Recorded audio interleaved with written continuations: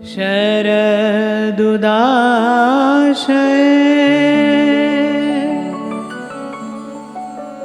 साधुजात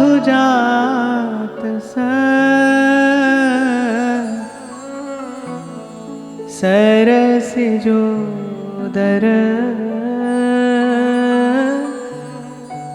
श्रीमुषादृशा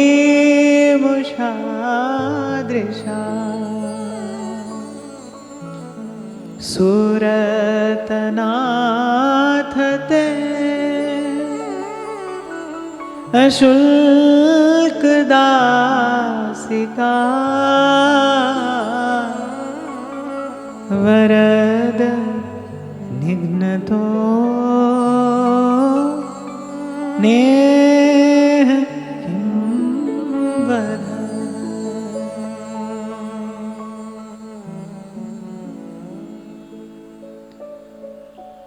तो यहां गोपी जब आत्म परिचय देती है अशुल्क दासिका कहकर, बड़ा मार्मिक ये एक शब्द है इस श्लोक में।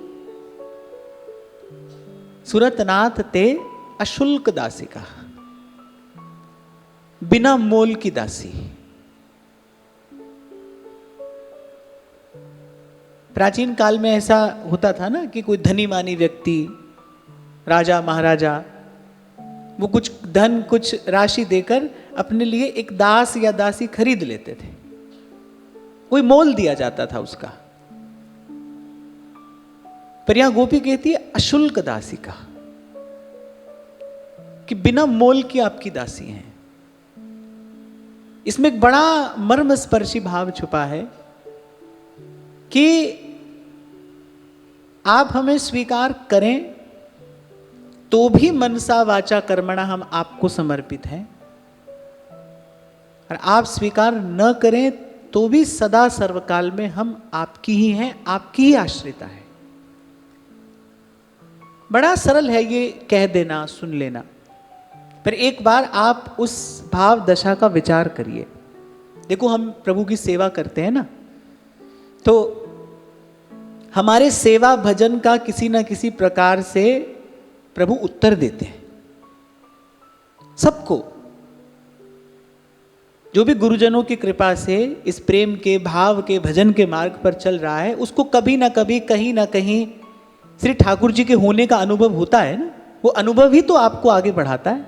कहीं ना कहीं मन चित्त इस बात को स्वीकार करता है ना कि प्रभु मेरे साथ हैं। और मैंने पहले आपसे कहा था कि प्रभु केवल सदा संगी नहीं है, प्रभु सदा सहायी भी हैं। ऐसा प्रभु का स्वरूप और स्वभाव है। स्वरूप है कि वो सदा संग रहते हैं, रह सकते हैं।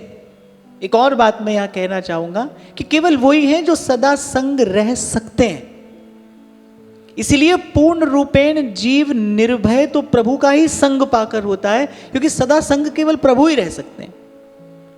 तो वो सदा संग हैं और रह सकते हैं। और स्वभाव कैसा है कि वो सदा संगी होने के साथ साथ सदा सहायी भी हैं, और वही हो भी सकते हैं क्योंकि समर्थ हैं। तो प्रभु कहीं ना कहीं हमको अनुभव कराते हैं कि हाँ भाई, मैं तुम्हारे संग हूं, मैं तुम्हारे साथ हूं। और एक यही जो भाव है, यही तो भक्त का जीवन धन है, यही तो उसका जीवन आधार है। यही तो प्रत्येक प्रतिकूल से प्रतिकूल परिस्थिति में हमको लड़ने की क्षमता प्रदान करता है ना, कि भाई प्रभु मेरे संग हैं, प्रभु मेरे साथ हैं। और कभी कभी जब ये भाव जीवन में शिथिल पड़ने लगता है, ये भावना जब थोड़ी क्षीण होने लगती है, फिर गुरुजनों के शब्द फिर से हमको ऊर्जा प्रदान करते हैं, फिर से हमको उत्साह से भर देते हैं। पर किसी ना किसी प्रकार से भाई प्रभु हमारे भाव का उत्तर तो देते हैं, अवश्य देते हैं।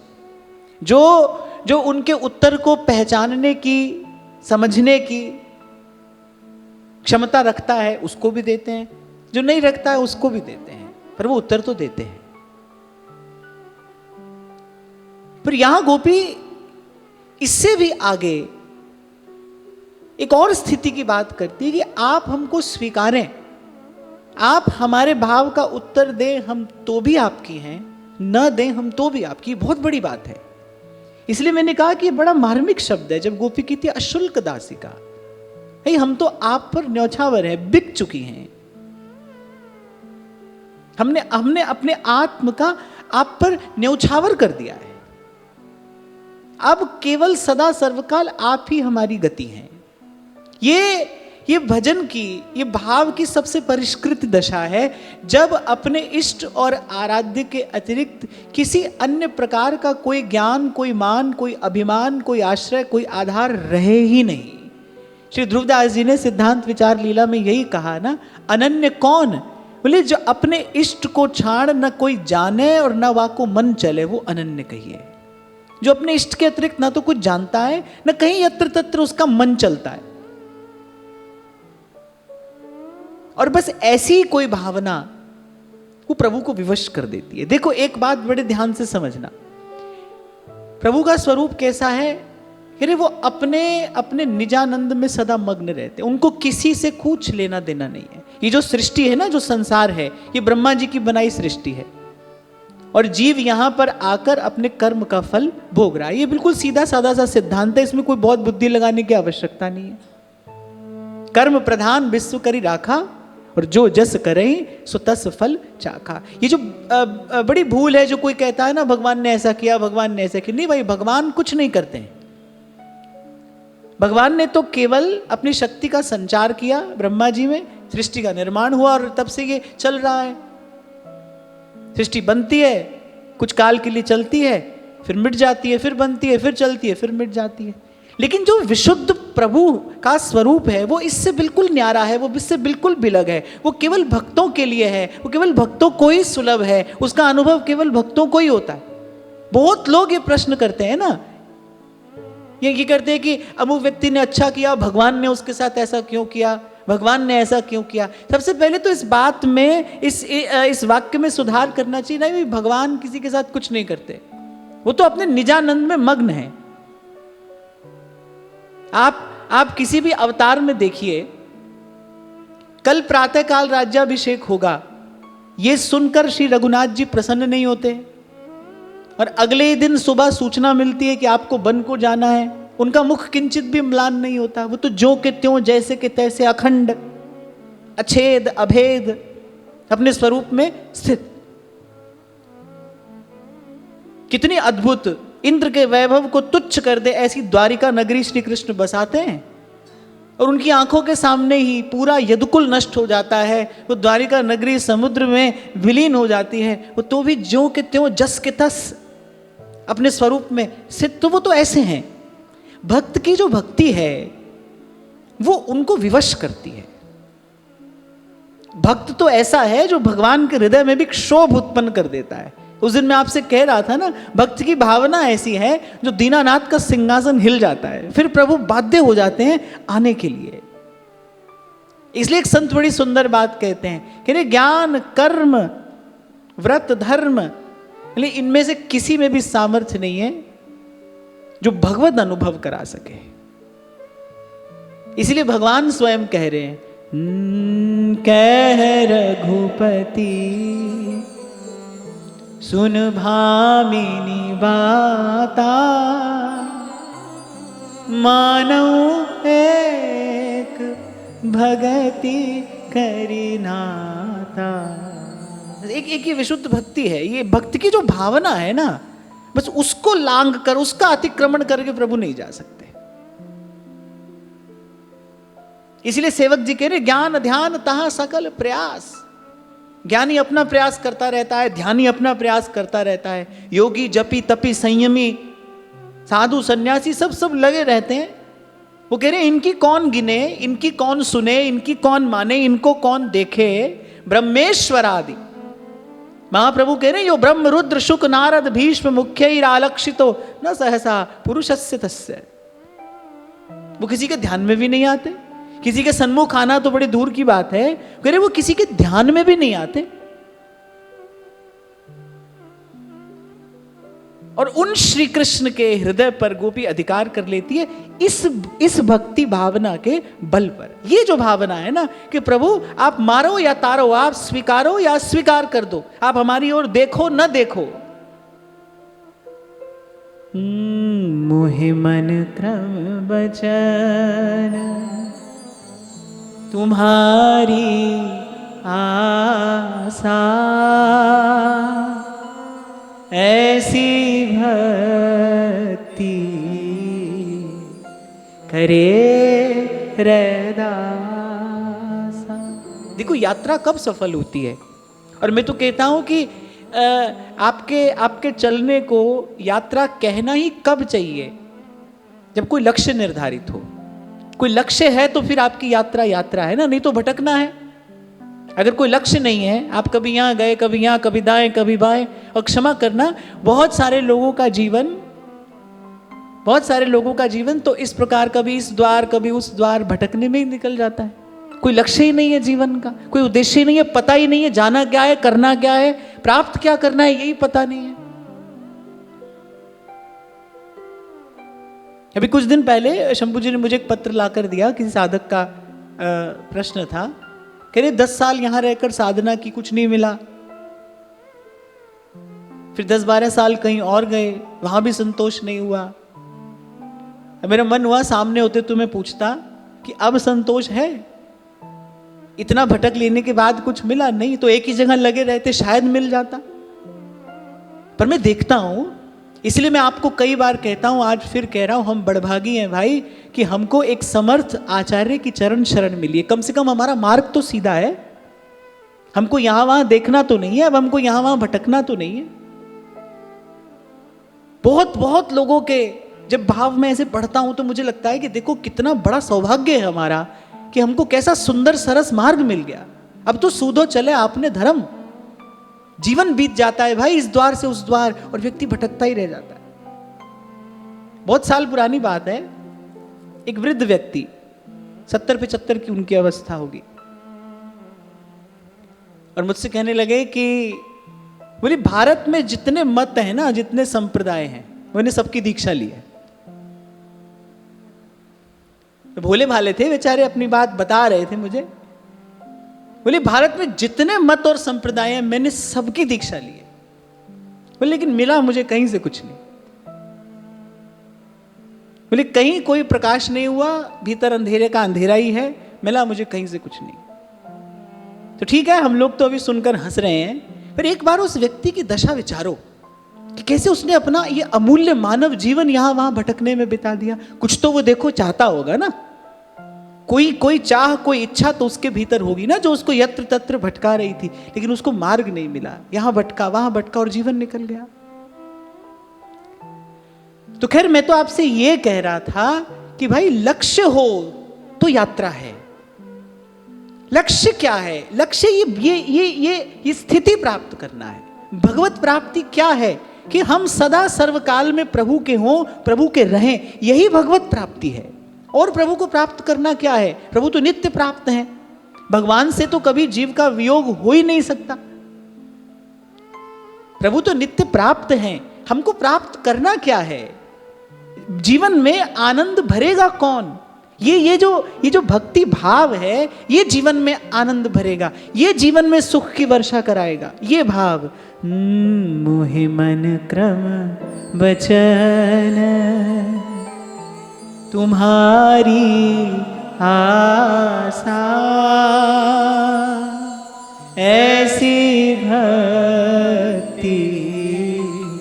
ये बड़ी मार्मिक बात कह रहे हैं श्री रैदास जी, कह रहे ऐसी भक्ति। कैसी भक्ति? भक्ति तो अनेक प्रकार की देखी जाती है संसार में। हम प्रथम दिन ही चर्चा कर रहे थे, भक्ति मार्ग के आचार्यों ने ही कहा है। एक तो बिल्कुल निम्न स्तर की भावना है, एक मध्यमा भक्ति है, पर यहां भक्त कह रहे कैसी भक्ति? ऐसी भक्ति। मैं अपना मन हरि सो जोरो, हरि सो जोर, सबन सो तोर्यो। एक और बड़ी मार्मिक बात यहां पर दृष्टव्य है। वो कह रहे पहले हरिसो जोड़ियो फिर सबन सो तोड़ियो। पहले कोई आधार होना चाहिए जीवन में, पहले जीवन में नाम का, भगवान नाम का, भगवत कथा का कुछ आधार अर्जित करिए। फिर उसके बाद लक्ष्य क्या है कि मैं अपना मन हरिसो जोड़ियो और हरिसो जोर सबन सो तोड़ियो। मोहि मन क्रम बचन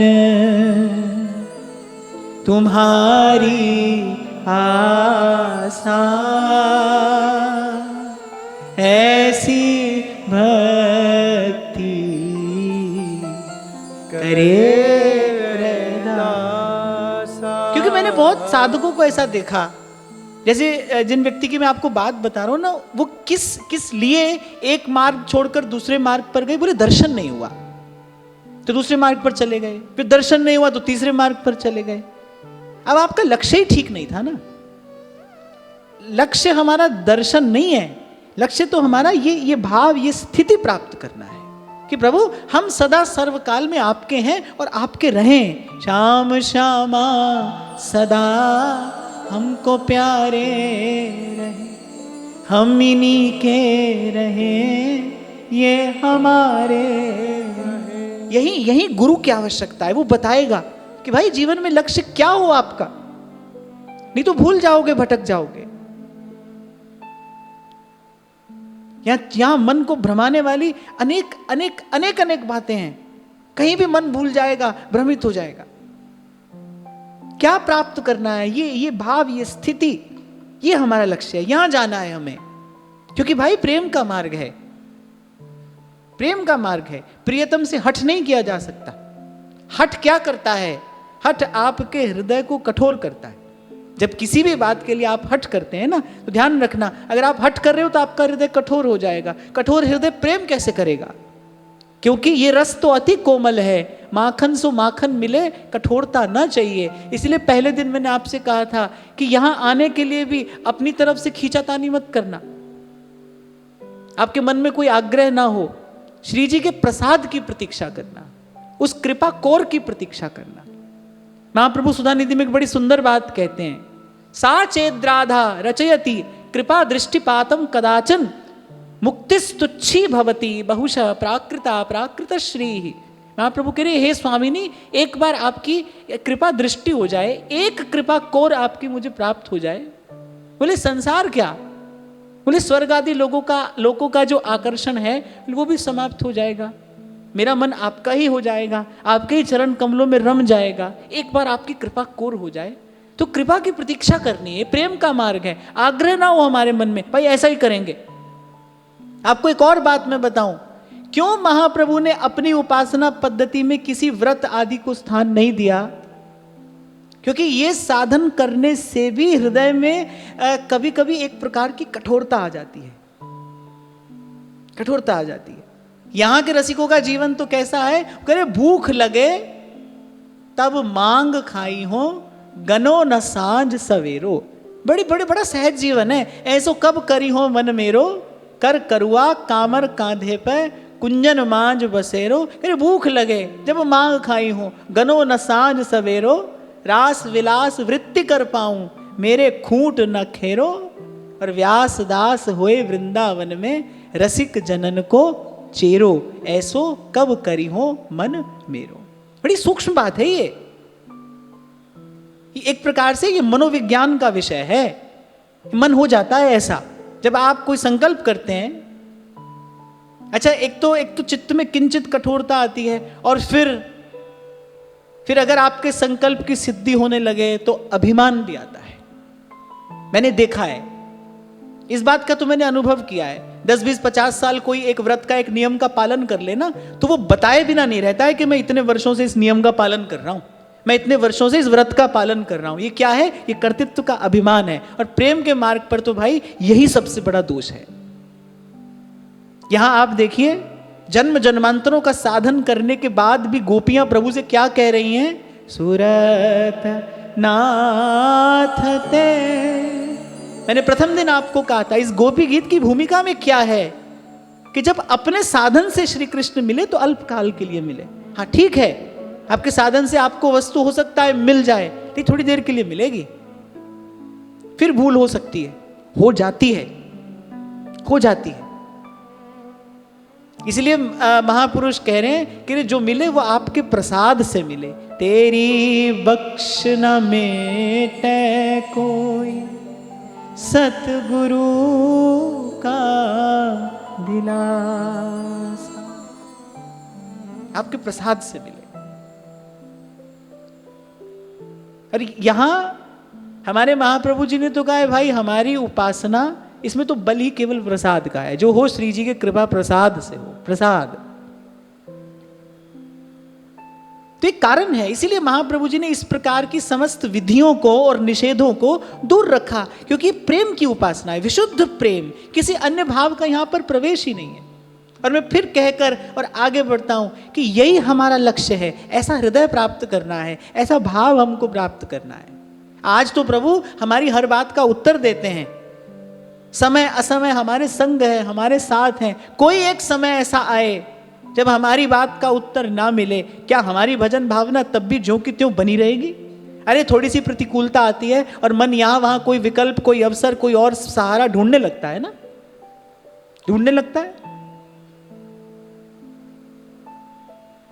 शायद मैंने आपको पहले भी कभी सुनाया था, मैं कहाँ कथा कह रहा था तो एक माता जी आई, कहने लगी हम तो अमुक की सेवा करते हैं, उन्हीं की पूजा करते हैं, वो हमको बड़े अच्छे लगते हैं, वही अच्छे हैं।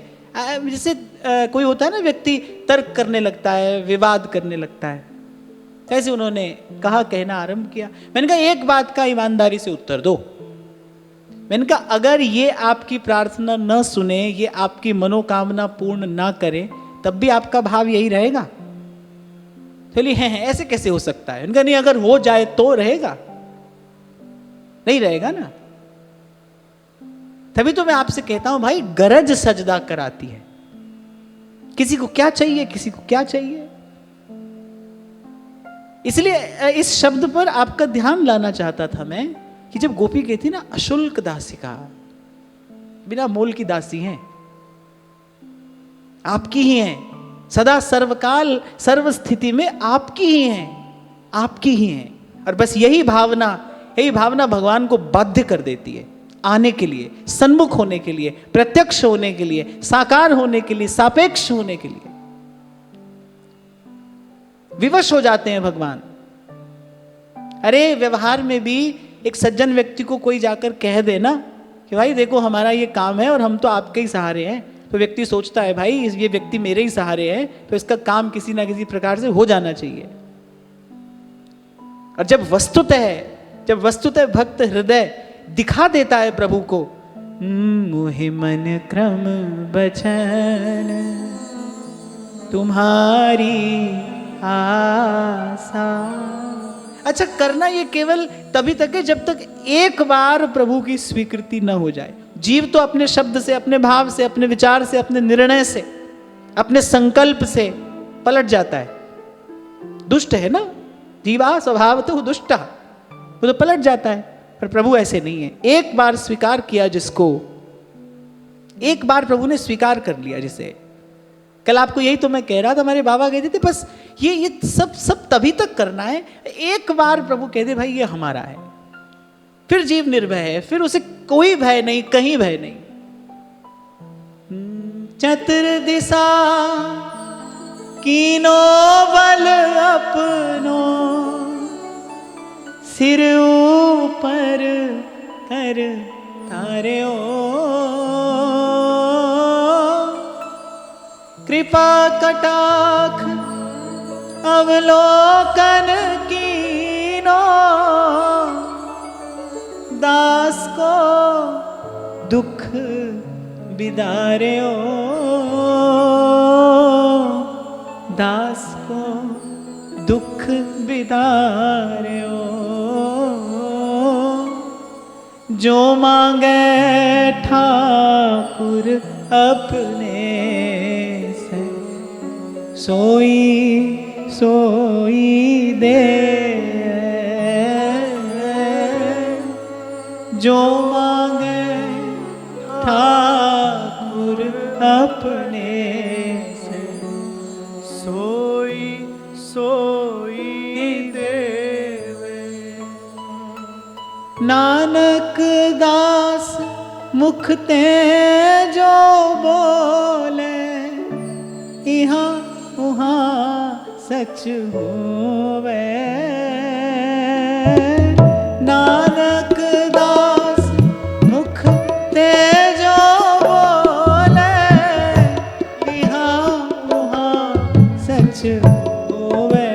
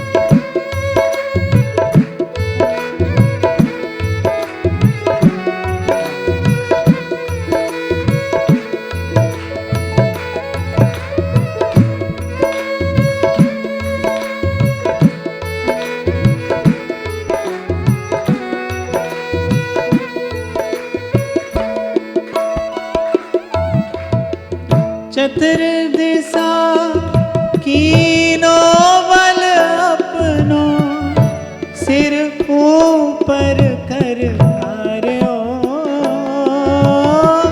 चतुर दिशा कीनो बल अपनो, सिर ऊपर कर धार्यो। कृपा कटाक्ष अवलोकन कीनो, दास को दुख विदार्यो। कृपा कटाक्ष अवलोकन कीनो, दास को दुख विदार्यो। दास को दुख विदार्यो। जो मांगे ठाकुर अपने से, सोई सोई देवे। जो मांगे ठाकुर अपने से, सोई सोई देवे। अर्जन राखे गुरु गोविंद, राखे गुरु गोविंद। अर्जन राखे गुरु गोविंद, राखे गुरु गोविंद। कंठ लाए अवगुण सब मेटे, दयाल पुरख बख्शंत। कंठ लाए अवगुण सब मेटे, दयाल पुरख बख्शंत। दयाल पुरख बख्शंत। जो मांगे ठाकुर अपने से, सोई सोई देवे। जो मांगे ठाकुर अपने से, सोई सोई देवे। नानक दास मुख ते जो बोले, इहाँ उहाँ सच होवे। नानक दास मुख ते जो बोले, इहाँ उहाँ सच होवे। इहाँ उहाँ सच होवे। जो मांगे ठाकुर अपने से, सोई सोई देवे। सोई सोई देवे ठाकुर, सोई सोई देवे। सोई सोई देवे ठाकुर, सोई सोई देवे। सोई सोई देवे ठाकुर, सोई सोई देवे। सोई सोई देवे ठाकुर, सोई सोई देवे। सोई सोई देवे ठाकुर, सोई सोई देवे। सोई सोई देवे ठाकुर, सोई सोई देवे। सोई सोई देवे ठाकुर, सोई सोई देवे। सोई सोई देवे ठाकुर, सोई सोई देवे। सोई सोई देवे ठाकुर, सोई सोई देवे। सोई सोई देवे ठाकुर, सोई सोई देवे। सोई सोई देवे ठाकुर, सोई सोई देवे। सोई सोई देवे ठाकुर, सोई सोई देवे। और अगले श्लोक में वो भी यही कह रही है कि प्रभु आपने सदा सर्वदा हमारी रक्षा की है। और आज इस प्रकार यहां इस अत्यंत सुमधुर मंगलमय बेला में आप इस प्रकार अंतर्हित होकर क्यों हमारे प्राणों को संकट में डालते हैं? प्रत्येक श्लोक में गोपी यही कहना चाह रही है कि हे प्रभु, आपका जीवन, आपका दर्शन ही हमारा जीवन है। आपके मुख की माधुरी, आपकी लीला, आपका नाम, यही एकमात्र हमारे जीवन का आधार भी है और यही एकमात्र हमारे जीवन का लक्ष्य भी है। हमने जीवन धारण किया ही केवल इसलिए है। जैसे महाप्रभु कहते हैं ना सुधा निधि में, राधा नाम सुधा रसम रसयितुम जिह्वास्तु में विव्वला, पादौ तत्पदकांकिता सुचरताम वृंदाटवी वीथिषु, तत्कर्मैव करः करोतु हृदयं तस्याः पदं ध्यायता, तद्भावोत्सवतः परम भवतु मे तत् प्राणनाथे रतिः। आगे कहती है गोपी, विष जलाप्यया व्याल राक्षसा, वर्ष मारुता वैद्युतानला, वृष मयात्मजा विश्वतो भयादृषभ ते भयं रक्षिता। एक लीला का गोपी स्मरण कर भी रही है और श्री कृष्ण को मानो स्मरण करा रही है कि किस किस विकट समय, प्रतिकूल समय आपने हमारे प्राणों की रक्षा की है। अच्छा, यहां गोपियों ने ये जिन भी लीलाओं का स्मरण कराया है, भावुक जनों ने विचार किया है कि ये सब शब्द ही क्यों कहे गोपियों ने। कोई भी शब्द जो है एक उसका अभिधा अर्थ होता है। शब्द की 3 शक्तियां हैं, अभिधा, लक्षणा और व्यंजना। सरल शब्दों में कहें तो एक है इज डायरेक्ट मीनिंग, एक होता है अप्रत्यक्ष रूप से कुछ कहना, और एक होता है उसके ब्याज से कुछ समझाना, कुछ कहना। तो यहां गोपी कह रही है, विष जलाप्यया। जब उस कालिया ने विषैला कर दिया था श्री यमुना जी के जल को, तो यहां गोपी ये भी कह रही है कि जब हमारा मन विषय वासना में आकंठ डूब गया था, देखो अब आंख है तो कुछ देखेगी, कान है तो कुछ सुनेगा, जिह्वा है तो किंचित भोजन का रस भी लेगी। ये आवश्यकता से थोड़ा कम हो तो ठीक है, स्वस्थ है।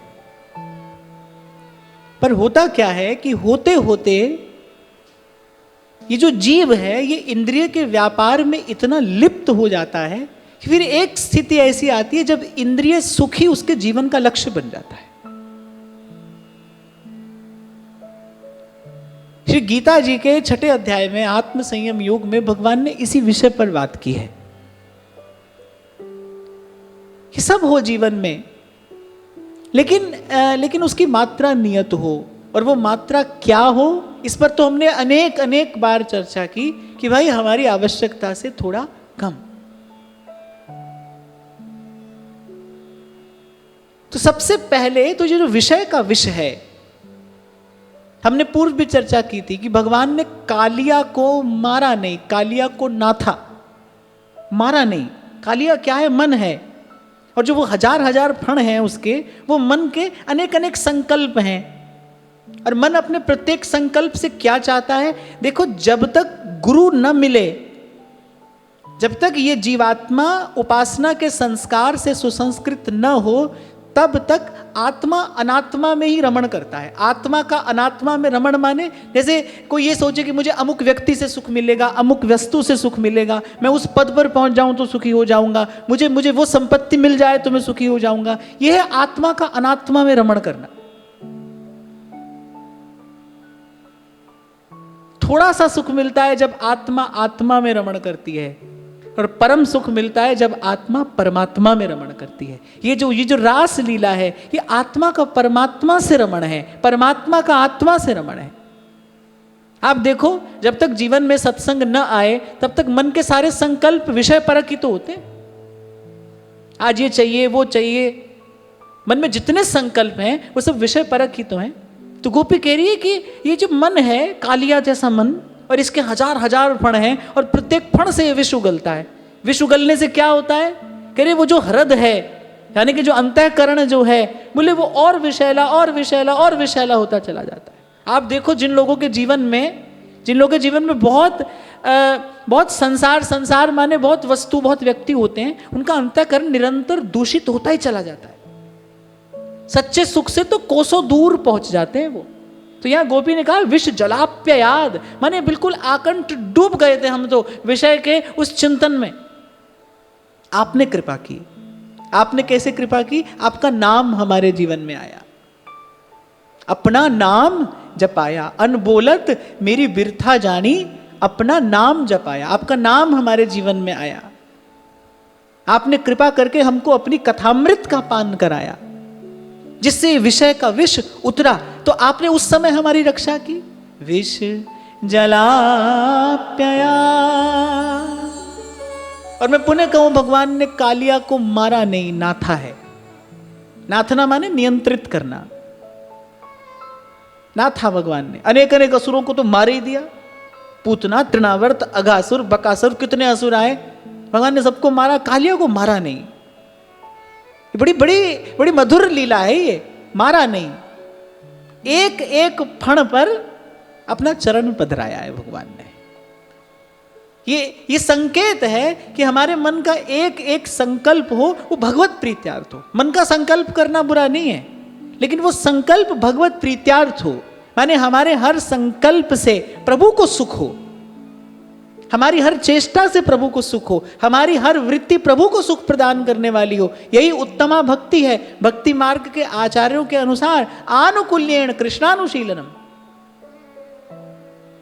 हमारे श्री महाप्रभु जी ने अपनी उपासना का जो स्थायी भाव रखा, कुछ भाव होते हैं ना, कुछ संचारी भाव होते हैं, कुछ व्यभिचारी भाव होते हैं, लेकिन कोई स्थायी भाव होता है, माने वो सदा एक सा रहेगा। उपासना का स्थायी भाव क्या है?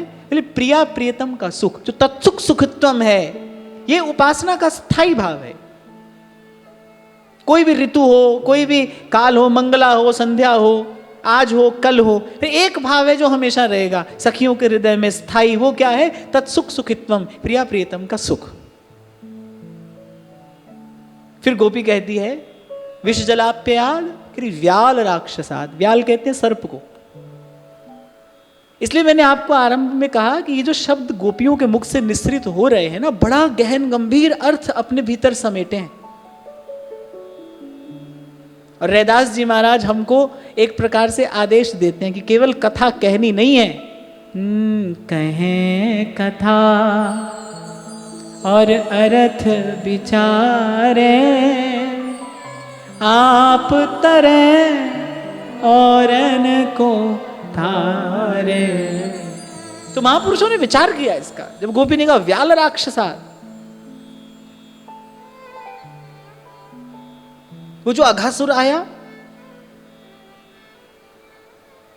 श्री यमुना जी के किनारे, प्रेम स्वरूपिणी रस स्वरूपिणी श्री यमुना जी, और वहां पर एक सर्प आया। और वो सर्प क्या है? वो किसका प्रतीक है? बोले प्रेमी को अगर किसी बात का भय है तो देखना, प्रेम कभी प्रदर्शन का विषय न बन जाए।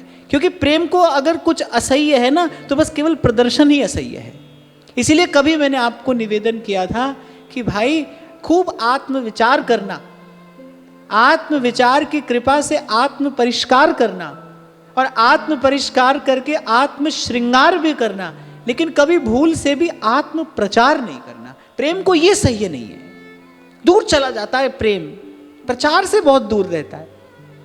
आप सदा से देखिए, एक प्रेमी हृदय ने सदा सदा गोपन करके अपने प्रेम का वर्धन किया है, अपने आप को छिपा कर, दुबका कर।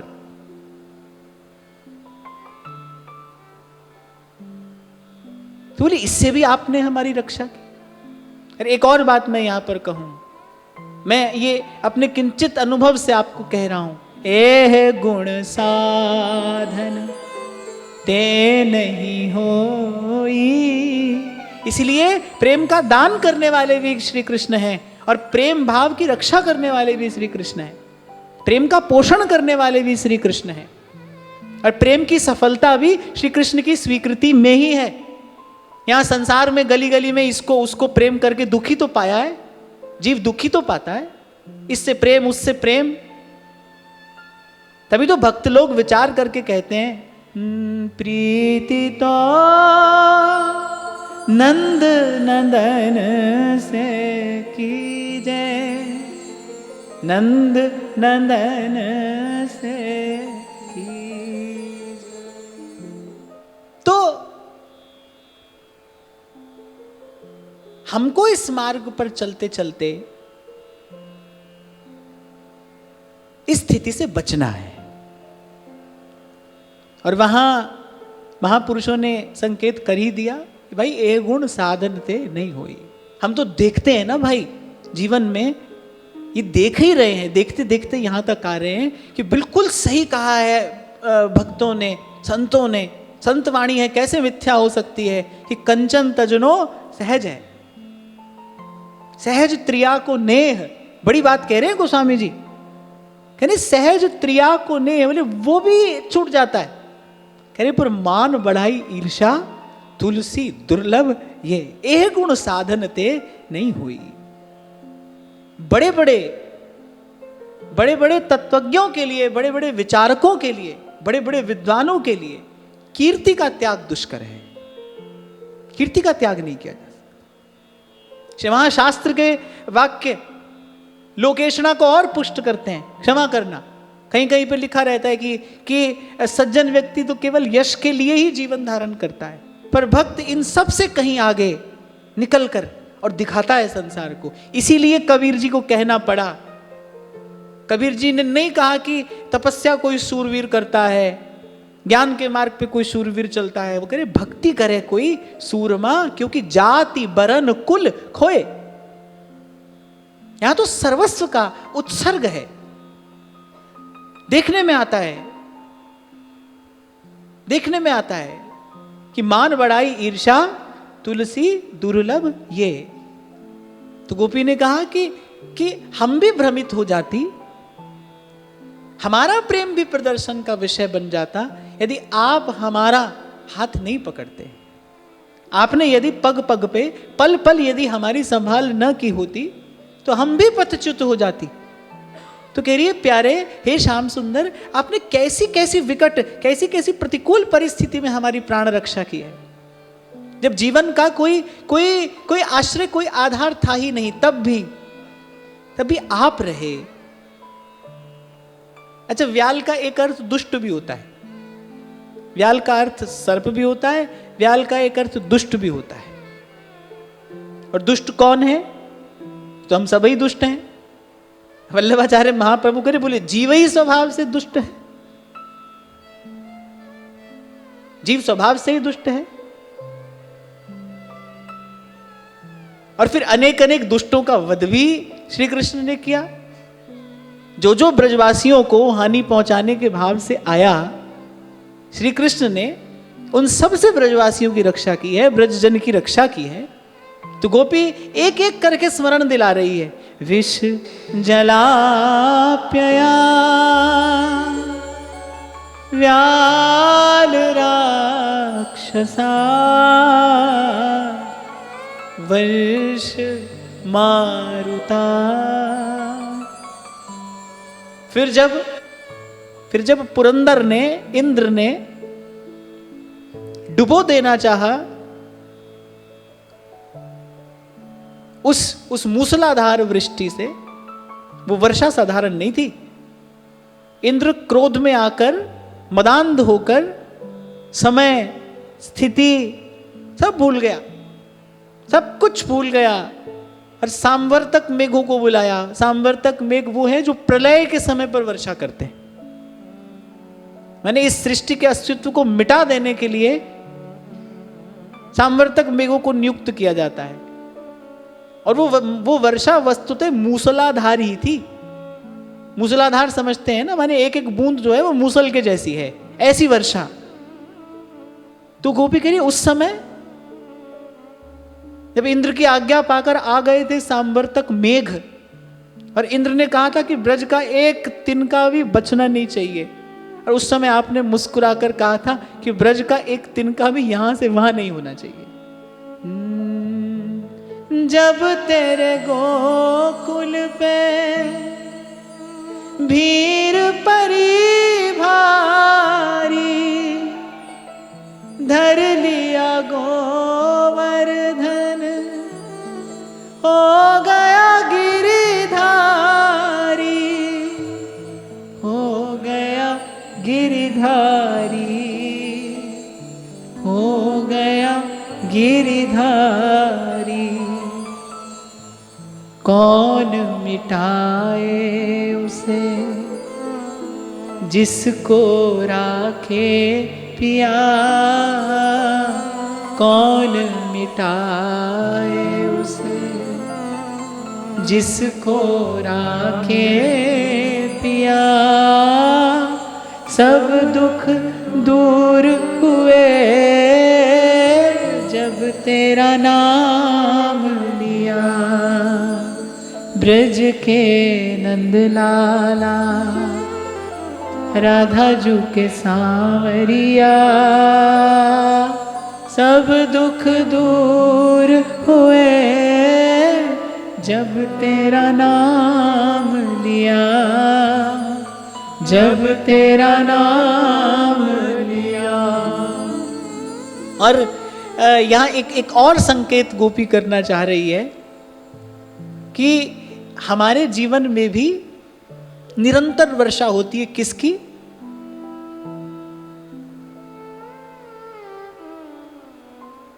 कोई बताएगा? निरंतर वर्षा होती है, तब तक होती है जब तक जीवन समाप्त नहीं हो जाता।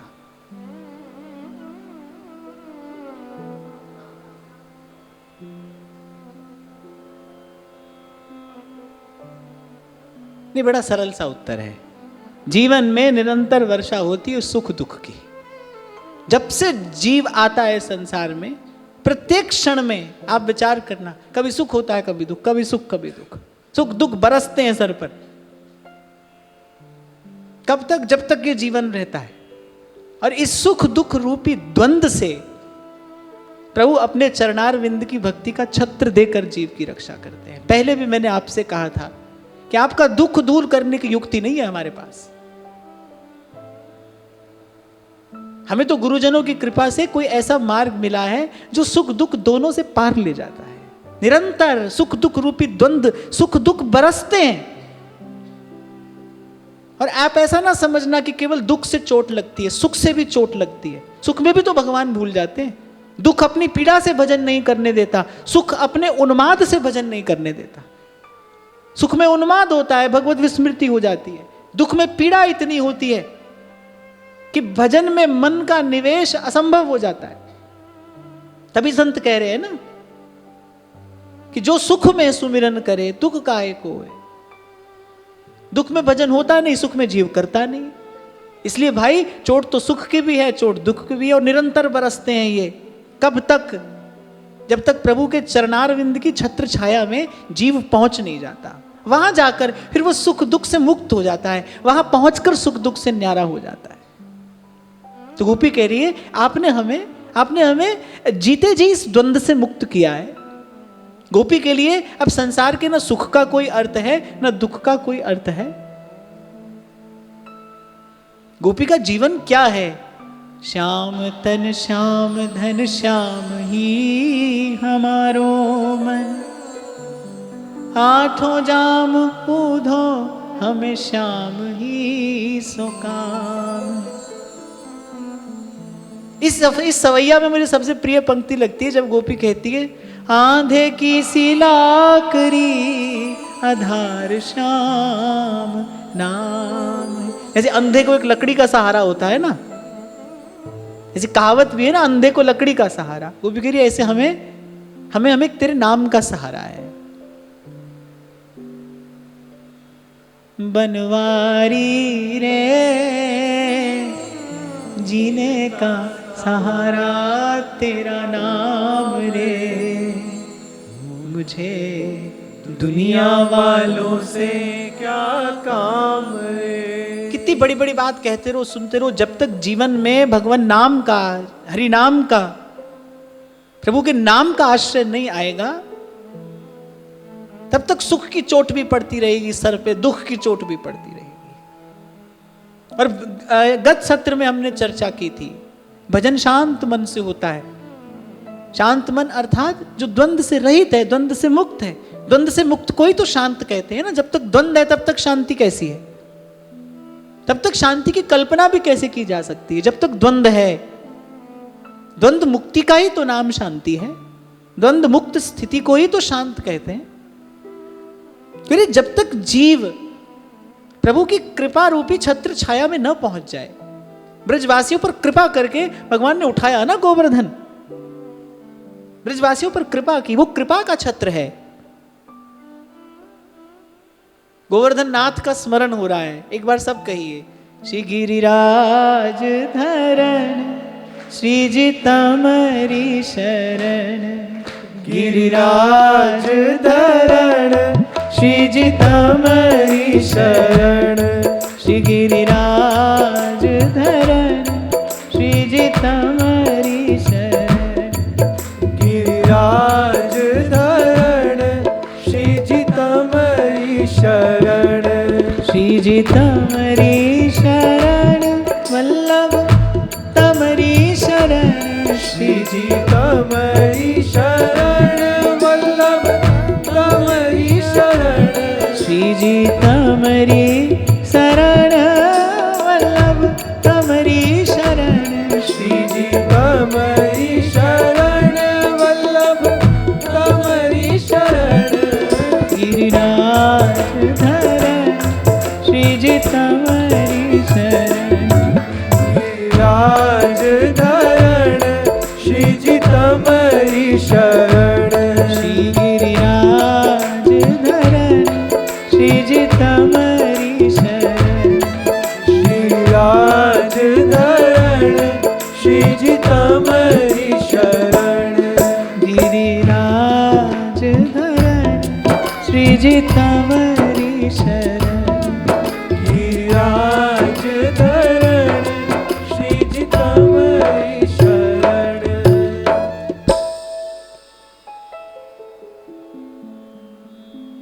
फिर आगे गोपी ने कहा मारुताद, वो एक आया था तृणावर्त, ऐसी प्रचंड आंधी चली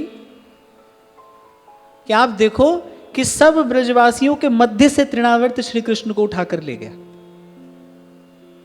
ऐसे ही कभी कभी जीवन में रजोगुण और तमोगुण की आंधी चलती है, और देखते ही देखते आपके ही हाथ से आपकी भजन भावना कोई लेकर चला जाता है। आप देख रहे होते हो कि अब मेरा पैर कुमार्ग पर पड़ रहा है। आप देखते हो, आप अनुभव करते हो कि अब जीवन गलत दिशा में जा रहा है, आप कुछ कर नहीं पाते, आप रोक नहीं पाते। ऐसी तृणावर्त जब वो भयंकर आंधी आई तो ब्रजवासियों के मध्य से कन्हैया को उठाकर ले गया। तो गोपी कह रही है उस समय भी आपने ही हमारी रक्षा की। यहां इस तृतीय श्लोक में गोपी एक संकेत कर रही है कि भक्ति के मार्ग पर क्यों निर्भयता और निश्चिंतता है, क्योंकि भगवान रक्षक हैं। ज्ञानी को अपनी रक्षा स्वयं करनी पड़ती है, उसको अपनी रक्षा स्वयं करनी पड़ेगी। उससे भूल होगी, उसको दंड मिलेगा। और अगर कोई कर्म कांड के मार्ग पर चल रहा है, वहां तो बड़ा भयंकर विधि निषेध है। मंत्र की एक मात्रा यहां से वहां हो जाए, देवता रुष्ट हो जाएगा। क्यों? क्योंकि देवता की आपके साथ में कोई आत्मीयता नहीं है ना, देवता का आपके साथ में कोई अपनापन नहीं है, वहां तो व्यापार हो रहा है। आप देवता को कुछ दे रहे हो, उसके बदले में देवता आपको कुछ दे रहा है।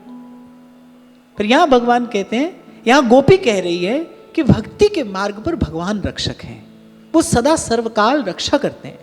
भक्त सदा रक्षित है, भक्त सदा सुरक्षित है। तू मेरा राखा सबनी थाई। और भगवान ये भी अपेक्षा नहीं रखते कि भक्त पुकारेगा तो हम रक्षा करेंगे। प्रभु ये अपेक्षा नहीं रखते कि मुझे पुकारेगा तो मैं इसकी रक्षा करूंगा। तापो के काड़ा जी। इसलिए संत गुरुजन कह रहे हैं, तत्तिवाऊ न लगई पार ब्रह्म सरनाई। चौगिर्द हमारे राम का दुख लगे ना पाई। मुझे दो पंक्तियां बड़ी प्रिय हैं जब महाराज कहते बाणी में, औखी घड़ी न वेखण दे अपना बिरद संभाले। हाथ दे राखे अपने को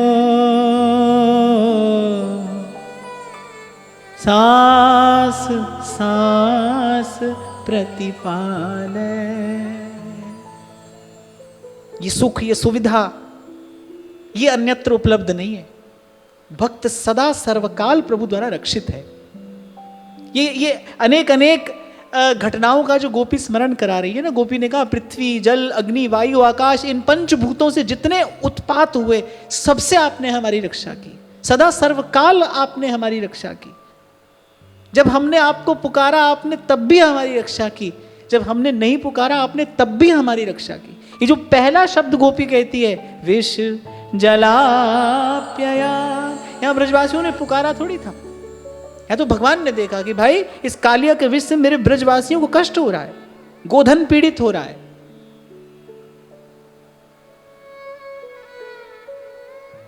तो जब वो रजोगुण और तमोगुण की जीवन में भयंकर आंधी चलती है, भक्त भी कभी कभी पूर्व के संस्कार से या कभी कभी संग दोष से, कभी कभी उसके जीवन में भी ऐसा कोई क्षण आ जाता है कि जिस मार्ग पर नहीं जाना चाहिए वहां उसका पांव पड़ जाता है। पर भगवान उस समय ये प्रतीक्षा नहीं करते, भाई ये हमें पुकारेगा तो हम इसकी रक्षा करेंगे। तो दौड़ कर जाते हैं, तो दौड़ कर जाते हैं और पतन होने से पहले भक्त को बचा लेते हैं। इसीलिए भगवान कह रहे नमे भक्त प्रणश्यति, मेरे भक्त का पतन नहीं होता, नाश नहीं होता, उसे मैं गिरने नहीं देता। क्या ये कम आश्रय है, कम आधार है? अपना जीवन प्रभु के नाम कर देने के लिए ये कोई कम बात है कि एक क्षण के लिए भी प्रभु छोड़ते नहीं? सांस सांस प्रतिपाले। और ये तो मैं आपको हाथ जोड़कर बड़ी विनम्रता पूर्वक ऐसे अपने जीवन का अनुभव कह रहा हूं कि बिल्कुल ये त्रिकाल सत्य है।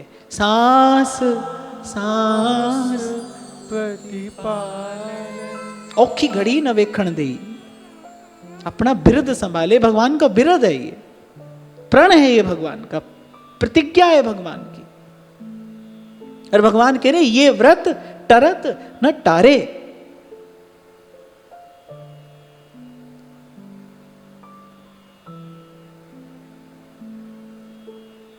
फिर आगे गोपी ने कहा वैद्युतानलात्, अग्नि से बचाया।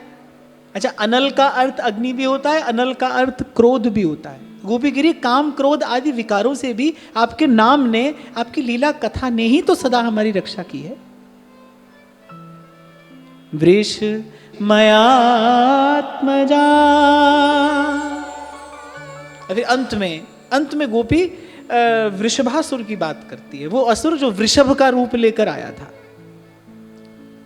वृषभ किसका प्रतीक है? धर्म का। अच्छा, उसका आकार तो है वृषभ का सा, लेकिन उसकी वृत्ति कैसी है? आसुरी वृत्ति है। माने वो हानि पहुंचाने के लिए आया है। और हम थोड़ा सा विचार करेंगे ना, हम थोड़ा सा विचार करेंगे तो हम पाएंगे कि ऐसे हमारे जीवन में भी आता है वृषभासुर। आकार तो धर्म का होता है, लेकिन वृत्ति दूषित है।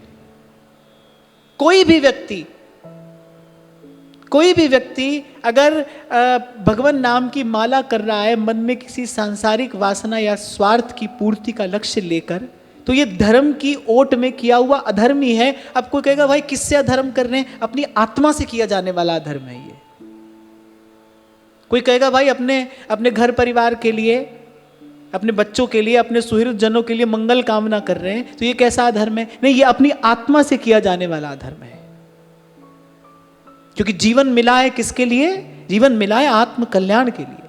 आपको ऐसा लगता है, मैं आज फिर आपसे कह रहा हूं, आपको केवल ऐसा लगता है कि आपने किसी के लिए मांगा, आपको मिल गया या उसको मिल गया। ऐसा होने से तो कर्म का सारा सिद्धांत ही खंडित हो जाएगा। जो जस करई सो तस फल चाखा। आपको ऐसा लगता है कि आप माता हो, पिता हो, तो भाई बच्चों की जिम्मेदारी है आप पर। हाँ ठीक है, आप अपने आप को माता पिता मानो तो जिम्मेदारी है। अपने आप को प्रभु का मानो, उस दृष्टि से देखो कि जैसे आप प्रभु के हो, वैसे आपकी गोद में खेलता हुआ जो बालक है वो भी प्रभु का है। और सबसे बड़ी बात कि वो जो आया है ना संसार में, वो अपना भाग्य, अपना प्रारब्ध अपने साथ ही लेकर आया है। कोई यहाँ किसी को देने वाला नहीं है। कण भर यहाँ कोई दे नहीं सकता, कण भर कोई किसी से ले नहीं सकता। तो गोपी ने कहा उस दंभ से, उस प्रपंच से भी आपने हमारी रक्षा की। ये हमारे जीवन में एक दंभ ही तो है। आपको लगेगा भाई व्रत कर रहे हैं, उपवास कर रहे हैं, मनोरथ कर रहे हैं प्रभु से, अपने लोगों के लिए तो कर रहे हैं, घर परिवार के लिए तो कर रहे हैं, ये कैसा अधर्म है? दूर से देखने पर ये भले धर्म मालूम पड़े, पर सत्य की दृष्टि से, अध्यात्म की दृष्टि से, सिद्धांत की दृष्टि से देखोगे तो ये अपनी आत्मा के साथ किया जाने वाला अधर्म है। जीवन इसके लिए नहीं मिला है। और ये सब करने से होता क्या है? ये सब करने से जीवन में भ्रम, भूल और भय बढ़ता चला जाता है। ये सब करने का दुष्परिणाम क्या आता है जीवन में? ये सब करने का दुष्परिणाम आता है जीवन में भ्रम, भय और भूल का बढ़ जाना। अब किसी के मन में ये प्रश्न हो सकता है, भाई किसी के लिए प्रार्थना ना करें। नहीं, सबके लिए करो। यदि प्रार्थना हो तो फिर सबके लिए हो ना। सर्वे भवन्तु सुखिनः, सर्वे सन्तु निरामया। हमारी प्रार्थना तो केवल स्वार्थ से ही प्रेरित और पूरित होती है ना, अपने लिए। कभी कभी तो प्रार्थना करते करते कोई व्यक्ति उस रास्ते पर निकल जाता है कि भाई किसी का अहित हो जाए, पर मेरे अपने किसी सुहृद का हित साधन होना चाहिए। ये कैसी प्रार्थना है? तो गोपी ने अंत में कहा वृष मयात्मजा। सबसे अंत में ये रह जाता है, धर्म की ओट में, धर्म की आड़ में छिपा हुआ अधर्म। धर्म अधर्म की गति बड़ी सूक्ष्म है।